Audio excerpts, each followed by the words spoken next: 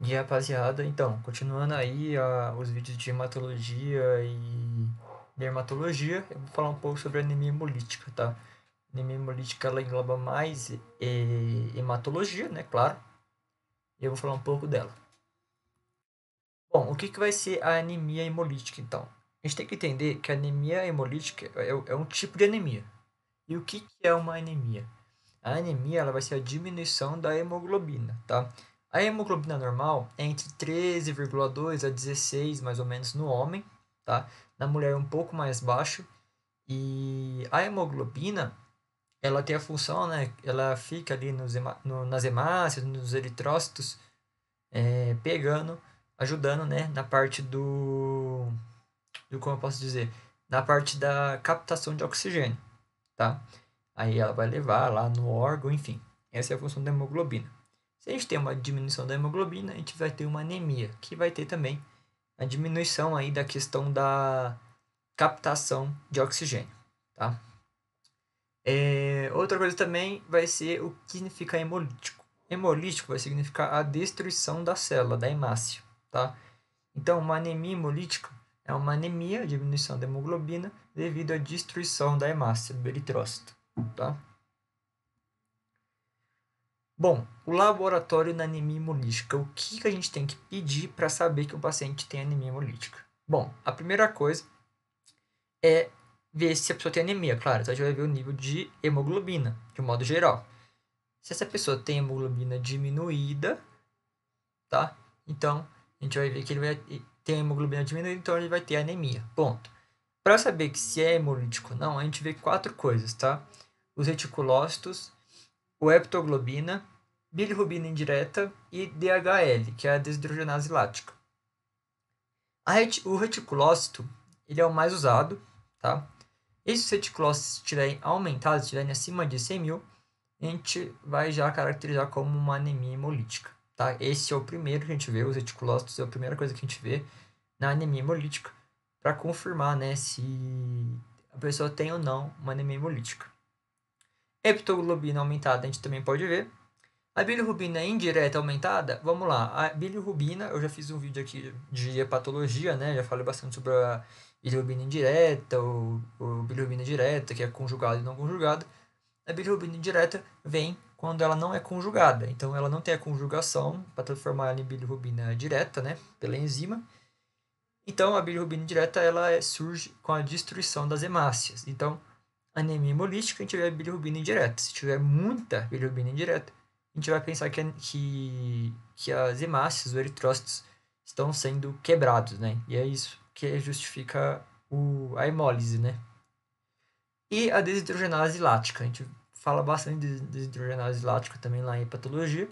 Desidrogenase lática, se ela tiver alta, ela também pode indicar, né, uma anemia hemolítica no paciente.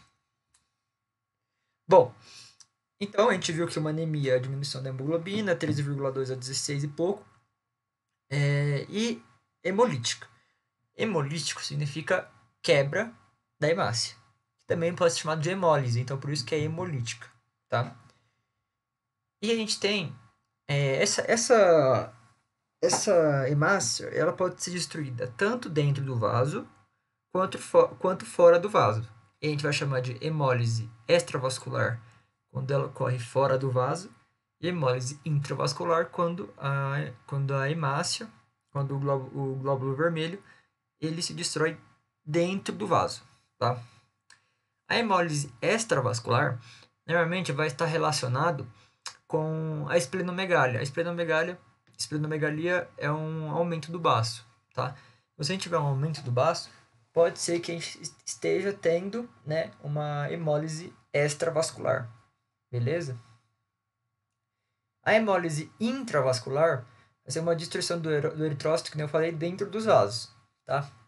Quando a gente tem uma hemólise intravascular, o sinal que a gente vai ver, mais ou menos, vai ser os sinais renais, como, por exemplo, a hemoglobinúria, que vai ser hemoglobina, né, na urina.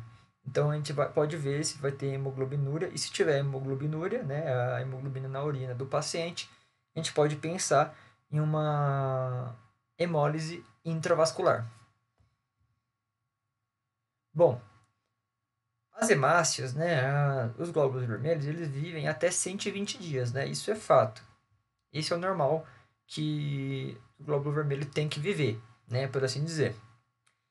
E por que que isso vai ocorrer, né? Qual que vai ser o porquê que essa hemácia vai morrer antes dos 120 dias? Bom, ela pode morrer por causa da própria hemácia, que vai ser chamada de hemólise intrínseca. Ela pode morrer por questões fora da célula, que vai ser extrínsecas, tá? A hemólise dentro da célula, então a gente tem a hemácia, né? O que pode estar mudado na hemácia que pode caracterizar uma hemólise? Ela pode ter problema na membrana, ela pode ter problema na enzima e nas suas proteínas, e ela pode ter problema na própria hemoglobina, tá? Falando de problemas na parte da membrana, um exemplo que pode ser é a esferocitose hereditária. Eu vou falar no finalzinho sobre esferocitose hereditária, que é outro tipo de anemia hemolítica, tá? E aí a gente vai ter uma deformação na membrana, né? Na membrana da hemácia, na membrana do glóbulo vermelho, que vai causar a hemólise, tá?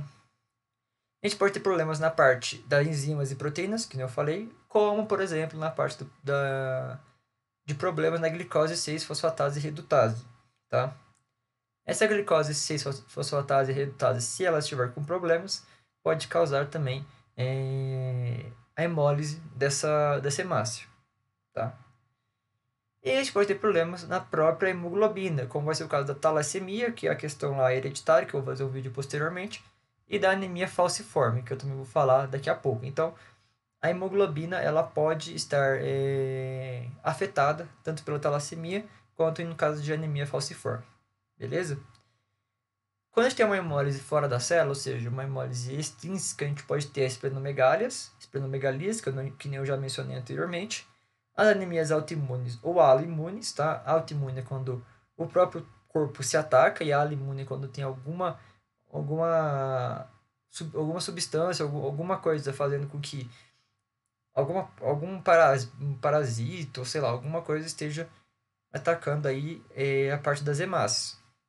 Ou anemias microangiopáticas, tá? Esses são os tipos aí de hemólise fora da célula.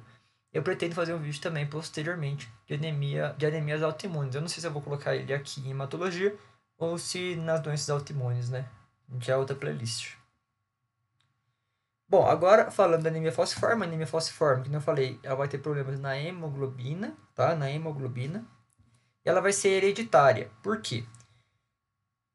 A gente pode classificar a hemoglobina como hemoglobina A e hemoglobina S. A hemoglobina A são hemoglobinas normais, tá? Hemoglobinas normais que fazem suas funções e etc. Tudo fisiologicamente funcionando.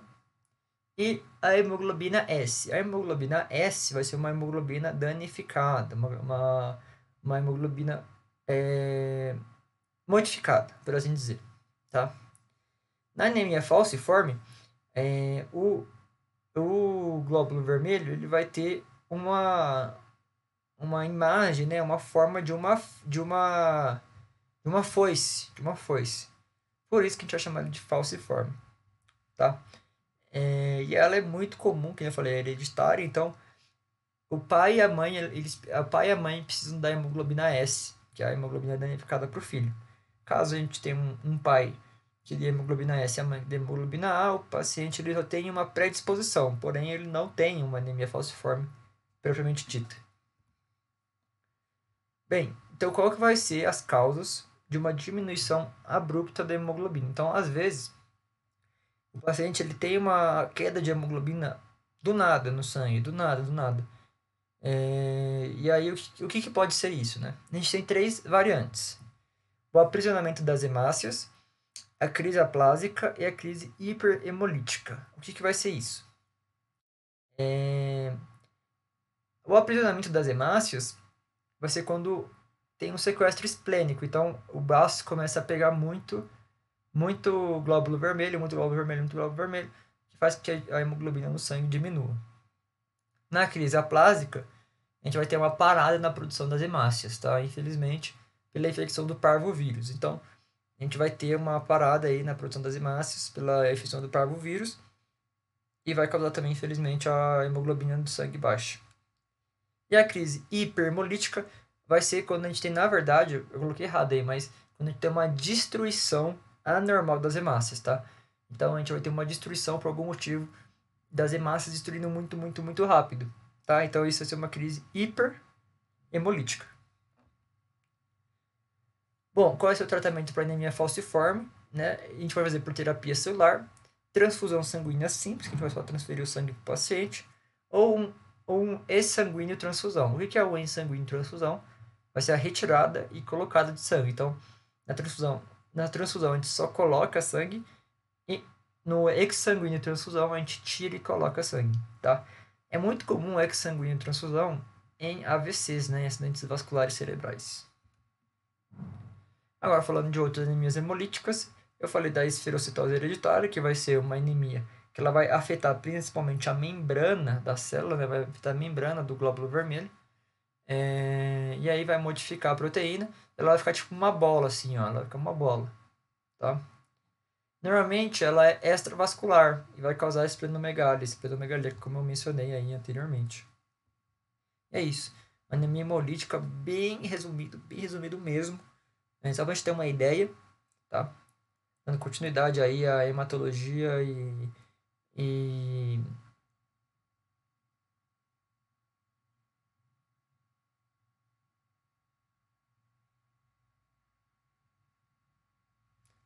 então, aí dando continuidade aí, né, na parte de hematologia e de hematologia.